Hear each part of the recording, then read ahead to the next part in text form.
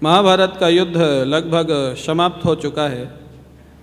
दुर्योधन अपने जीवन की अंतिम श्वासें ले रहा था, क्योंकि भीमसेन ने गदा मार करके जंघा तोड़ दी है और वो मरने वाला है। अश्वत्थामा उसका मित्र है दुर्योधन का, जो द्रोणाचार्य का बेटा है। वो कहता है, मित्र मैं तुमको विजयी बना करके ही मरने दूंगा, उसके पहले मरने नहीं दूंगा। बोले अब कहाँ से विजयी करेगा? बोले आज रात्रि में सोते समय 5 पांडवों के सिर काट करके ला दूंगा, तुम्हारे चरणों में रख दूंगा। तुम्हारे जीते जी पांडवों की मौत तो हो जाएगी ना, यही तो तुम चाहते थे। कैसे करेगा? बोले युद्ध से तो होगा नहीं, सोते समय चोरी चोरी काट के ले आऊँगा।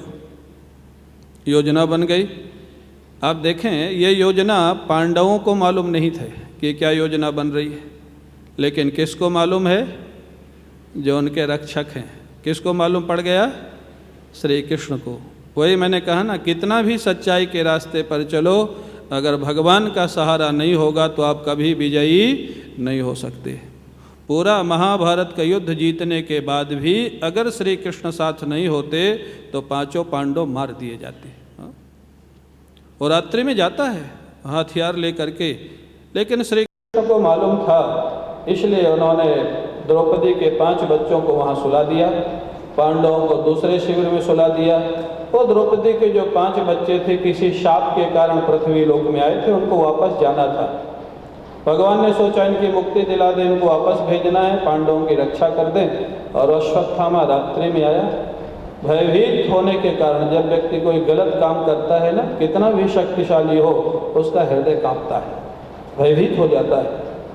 और अश्वत्थामा अंधेरा और रात्रि का समय, गलत काम, वो समझ ही नहीं सका कि 5 पांडव हैं कि उनके बच्चों का सिर काट करके ले जाता है।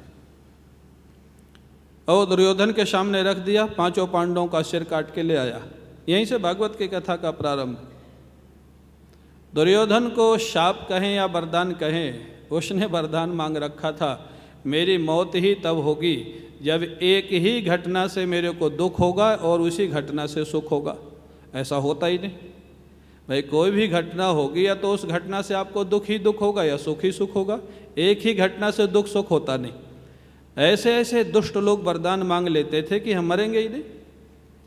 लेकिन जब अश्वत्थामा ने दिखाया कि 5 पांडवों का सिर मैं काट के ले आया, तो बड़ा प्रसन्न हुआ। मरने के पहले कम से कम पांडव तो मर गए। देखो ये दुष्ट का स्वभाव, मैं मरा तो मरा, लेकिन वो तो मर गए ना। हाँ वो तो गए, बड़ा प्रसन्न होता है।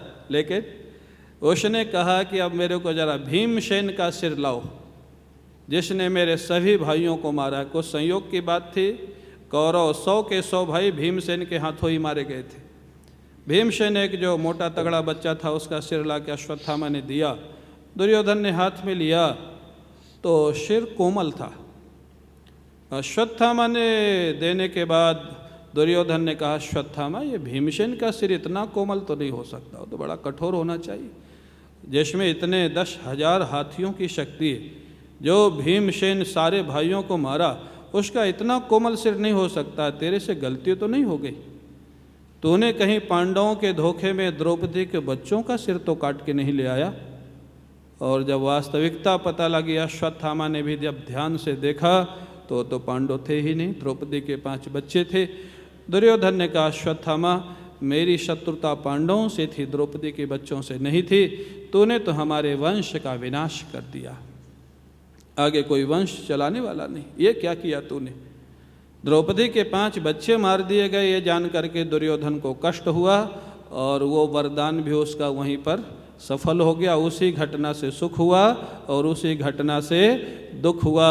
और दुर्योधन का गोविंदाय नमो नमः, गोविंदाय नमो नमः जानते हो नहीं?